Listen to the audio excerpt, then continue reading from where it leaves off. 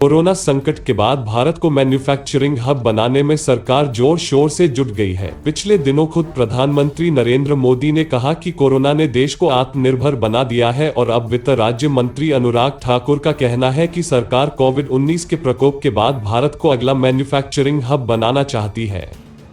दरअसल कोरोना की वजह से पूरी दुनिया में आर्थिक गतिविधियां भी थम गई हैं, लेकिन इस बीच भारत निवेश के लिए एक बेहतर विकल्प बन सकता है। बड़े अर्थशास्त्री भी कह रहे हैं कि भारत के पास बड़ा मौका है और इसे भुनाना चाहिए। अगर भारत इस मौके को भुनाता है तो आने वाले वर्षों में चीन की आर्थिक ताकत कमजोर होगी और उसका एक छत्र कारोबार पर अंकुश लगेगा।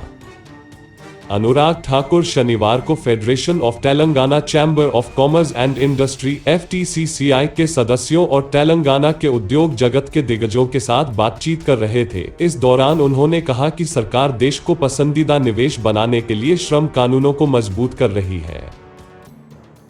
केंद्र की मोदी सरकार लगातार विदेशी निवेशकों को लुभाने में जुटी है। इसके लिए सरकार ने कई बड़े ऐलान भी किए हैं। बीते साल कॉर्पोरेट टैक्स को घटाकर 25.17% कर दिया था। वहीं नई फैक्ट्रियां लगाने वालों के लिए ये टैक्स घटकर 17% पर ला दिया गया है। यह टैक्स दक्षिण पूर्व एशिया में सबसे कम है।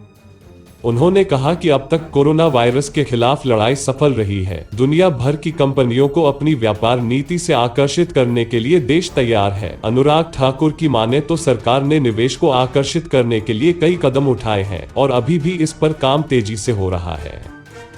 अनुराग ठाकुर ने कहा, कोविड-19 ने हमें एक चुनौती के साथ ही अवसर भी प्रदान किए हैं और अब हमें उस मौके को भुनाना है। इससे पहले नीति आयोग के पूर्व उपाध्यक्ष अरविंद पंगडिया ने भी कहा था कि भारत को कोरोना संकट का फायदा उठाते हुए चीन से बाहर निकलने वाली कंपनियों को अपने यहां आकर्षित करना चाहिए, उन्हें भरोसे में लेना चाहिए। वहीं बिजनेस टुडे में छपी एक खबर के मुताबिक कोरोना वायरस के कारण चीन में विदेशी कंपनियों को काफी दिक्कतों का सामना करना पड़ रहा है। लगभग 1000 विदेशी कंपनियां भारत में एंट्री की सोच रही हैं। इनमें से करीब 300 कंपनियां भारत में फैक्ट्री लगाने को लेकर पूरी तरह से मूड बना चुकी हैं।